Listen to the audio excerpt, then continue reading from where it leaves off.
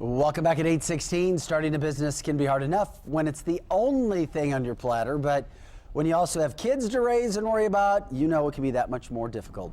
Lara Galloway knows that, and she's here to help us all. She is the author of this book called Moms Mean Business, and she's also owner of mombiz.com, and she's with us this morning. Thanks for taking time to join us today in regards to this book. Where did you get the inspiration to not only start that business, but to get this project done?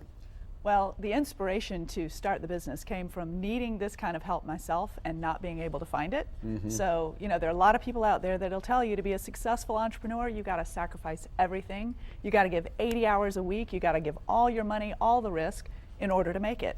Well, that doesn't work for a woman who is also head of household and raising a family. So I needed to solve that for myself, and the inspiration to write the book came from my co-author, Erin Babler, who's also a life coach, and she said, hey, I want to write a book about mom entrepreneurs. You want to help me on this journey? So we did. So you don't have to put 80 hours in. You can do it another way. Oh my gosh, please let us put to rest the idea, the cult of sacrifice that says the only way to be successful in this industry is to give everything else up. Well, let's talk about that. Mompreneurs, I love the term. Yeah. How is it possible to define success differently for mompreneurs than other entrepreneurs? Well, I would suggest, Vic, that everybody needs to define success this way. They'll feel a lot happier, but especially for mompreneurs, we know that it's a priority, right? Like being successful in your family, being happy in your life is a priority, and who wouldn't want that? So we kind of start with, instead of a business plan that's going to work, we start with a lifestyle plan.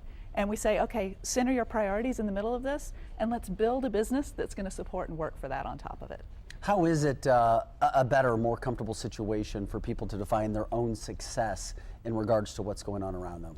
Have you ever been in a job where you've been working for someone else and their definition of success, but it wasn't necessarily yours? Yeah, I think everybody has, right? maybe, at least at some point, maybe. Or do you have parents who maybe wanted something for you that was super successful, but you're like, no, I'm not going to law school, right? So for a lot of us, we wind up following a path that's kind of been dictated or handed to us or molded to us that we don't really see ourselves in. And so we say you actually don't have a lot of practice in determining what success is for you, and we're asking you to take that turn now, define it for you. What's going to make you happy, and then let's put some action in place to follow it. Who do you think this book is specifically for?